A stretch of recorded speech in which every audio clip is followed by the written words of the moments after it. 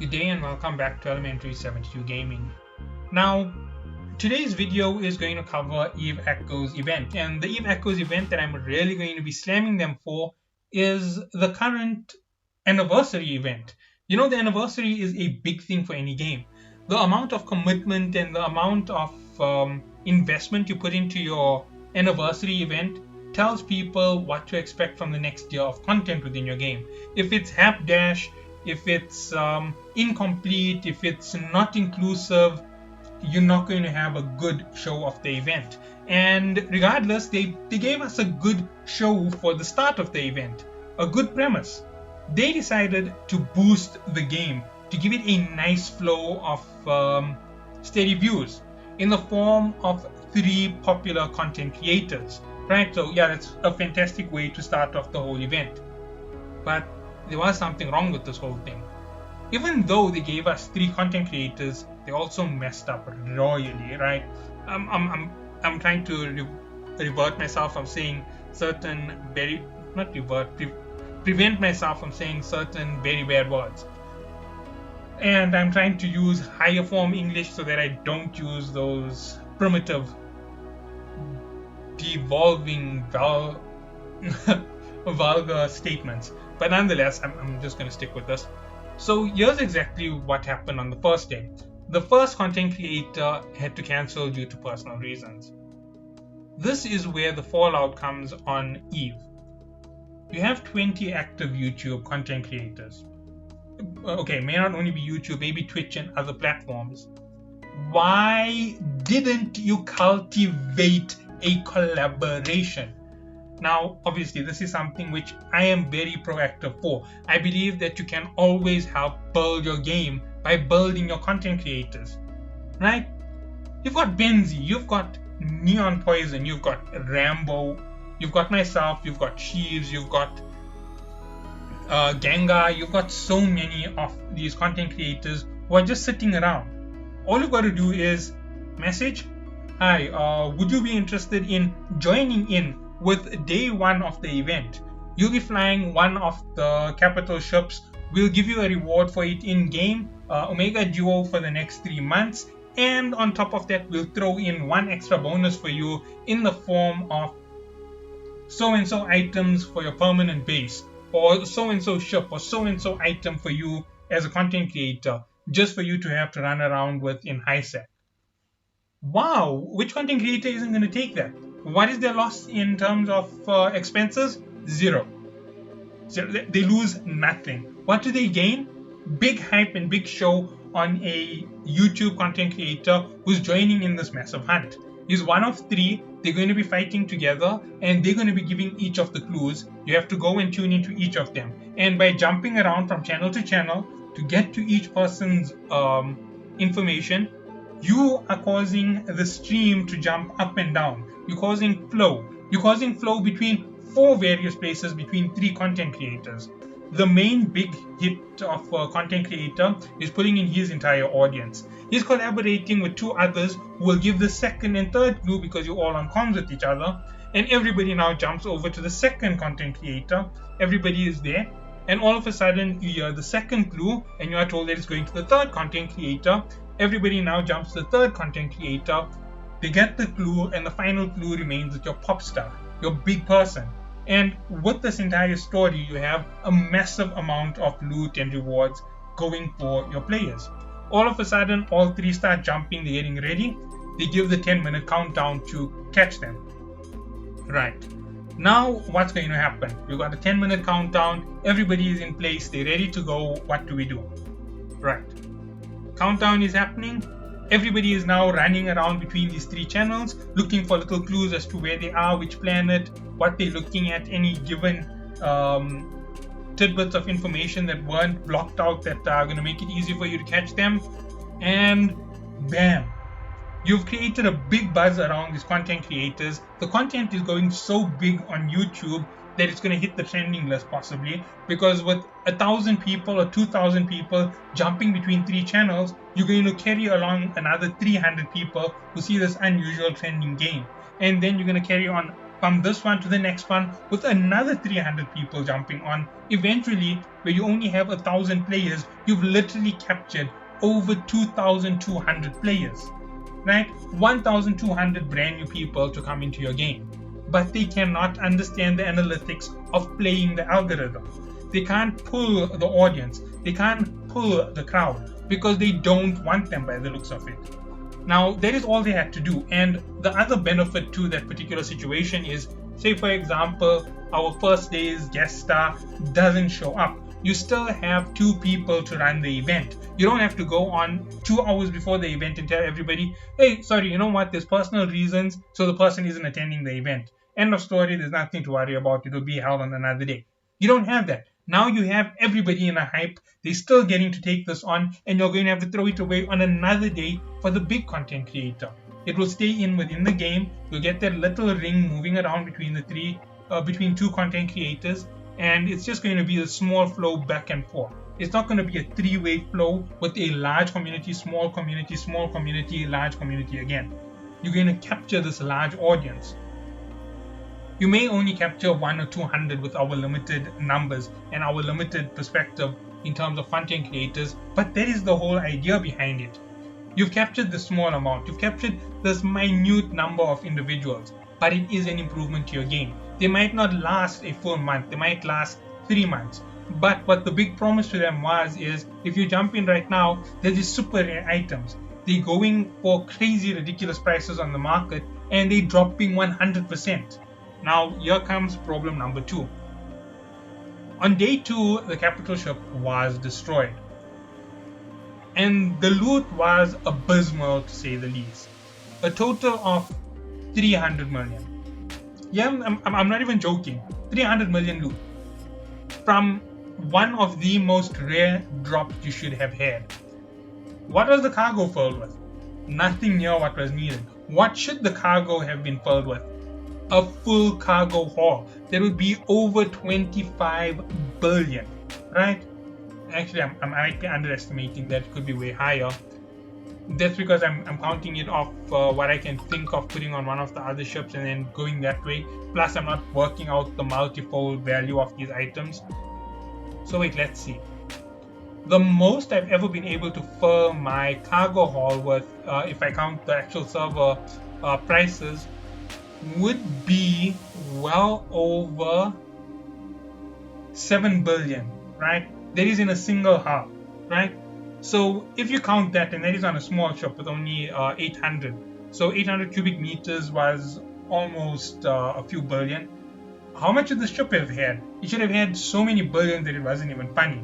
And when all of this drops, everybody should have been going crazy, picking up loot and fighting with each other, killing each other until just a few of them were left. They picked up whatever they wanted, they called it a truce, and they jumped out of the sector. That would have been the fun behind it. It creates a massive amount of content. But, lo and behold, 300 million worth of loot. I'm actually so disappointed at what NetEase did that it is a shame to actually say that they planned an event. Had this event been held properly, had we had the content creators generating more flow, had the loot been spectacular, had it actually changed up something in the game, given people a massive edge, given them a chance to go on and do more, it would definitely have helped. They can give so much to the content creators on the official server, but they won't because it's money, right? Because to stay effective in the game as a content creator, you must keep investing. And if you don't invest, you lose. And that is the reality behind it, and they know that is the reality. So they keep doing this to us every single time. Now,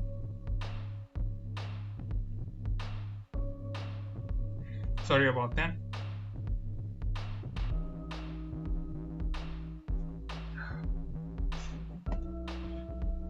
Now, when it comes to this event and its failure, how bad was it? Well, let's put it to you exactly where it's estimated. One item when it comes to those X-class missiles should be about the same price as a faction battleship.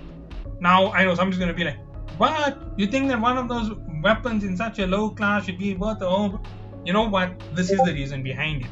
In order to get up to an X class, you have to take a let's see, what is it that we were getting? C class. You have to upgrade a C class to a B class, degrade the B class to get the fragment so you can make A class, degrade an A class that you can get the fragments for an X class, and that is 3 whole steps.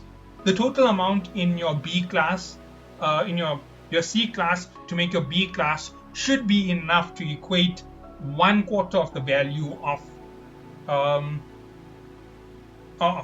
a big ship, and then that 1/4 should be then re-implemented to give you 1/4 towards the A and 1/4 towards the X. And when you count all of that, the figure at the bottom is many times greater than the value of the battleship.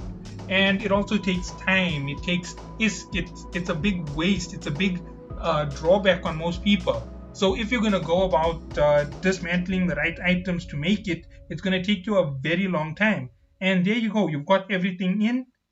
Dismantle, set, run, done. You've made a fantastic amount of gear. You've upgraded yourself to a higher level. You've got better equipment to work with. What do you have to lose? But no, we didn't go that route. Instead, we went another route altogether. We have X class being dropped, right? We have a chance of it being destroyed, and one person who gets the final hit on the ship, even if they aren't the top damage dealer, they get a free piece of gear. So you can go in there with a covert ops, no, not a covert operate. You can go in there with a beginner ship, an Ibis, and fire on the ship non-stop from an unsuspecting position. And if you get lucky and the ship blows up with your hit, you came in there with nothing, gets everything. And everybody else was sacrificed that 20 to 30 minutes to chase down the ship and destroy it, get nothing, because they didn't compensate the event correctly. Fantastic idea, bad execution. I don't know whether this is something which a lot of people are going to also complain about, but here's what I have to say, and I always say this here. You're on a mobile platform, learn to adjust. And what do I mean by that, right? You can tell me that this is a PvP game all you want, but you are still on the mobile platform. You can't change that fact. This is a phone game. This is an Android, an iOS game. This isn't PC. This isn't PC where you can go out and play a game where the punishment is so bad that it makes you want to cry every time you lose. This is mobile. Mobile games are played when you want to sit and relax, when you want to kill an hour, when you want to kill 10 minutes.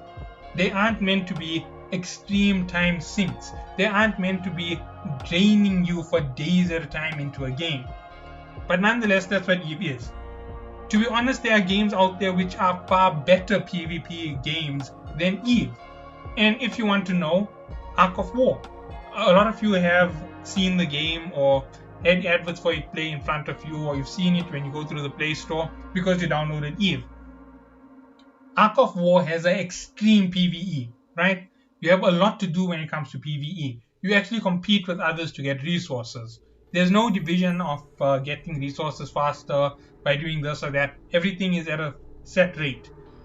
You compete with each other over resources. You compete with each other over domination. And if you dominate everything, you get extra rewards on top of your standard rewards. You can keep yourself as a free to play in that game. Consistently, you just way slower than those who pay to win. You have every benefit to that game. And the thing about it is, you can play for 1 year, you can play for 10 years. It is always going to have the same impact on you. If you want to join into a group who is ultra competitive, you're going to have to spend. If you want to join a group who is ultra casual, you don't have to spend, but you can still be a real force to be reckoned with. And if you show enough potential, there's a possibility of a big spending alliance pulling you in to put you as part of their team with a nice spend put into your account. And that is the reality behind it. We actually had someone on those communities called Melt, and he actually did a program called Pump My Arc, where he used to show us the value that some of these players spend on their arcs. And I'm just saying that as a tangent to this game. There were players who spent upwards of $100,000 on the game. Eve Echoes, on the other hand, $100,000 is nothing in this game. It doesn't give you a reward worthwhile. There isn't anything to do with that much of money. And even if you invest it, you still lose. That is where they went wrong. Too many things really packed on in succession made Eve have such a bad run. And the PvP in Ark of War is phenomenal. There's competitions where you get to fight for who's first. There's competitions for who is the best killer. There's competitions for who is the best plunderer. There's competition for who is the best grower, so a person who can grow their ark. There are competitions for who wins the most fights. And there's so many different aspects. And everything is shown to the entire community. And it's on every single individual server. So you don't all have to compete against one person all the time. It becomes tedious and tiresome, and you quit a game when that happens. Eve didn't understand that. They failed to objectify the game to have multiple servers on a mobile platform. If they did that, we would have had content creators flowing from server to server, jumps from point A to point B, new alliances between content creators, content creator corps which were growing at alarming rates and making new mega powers and coming back to the old server, taking out people from different points.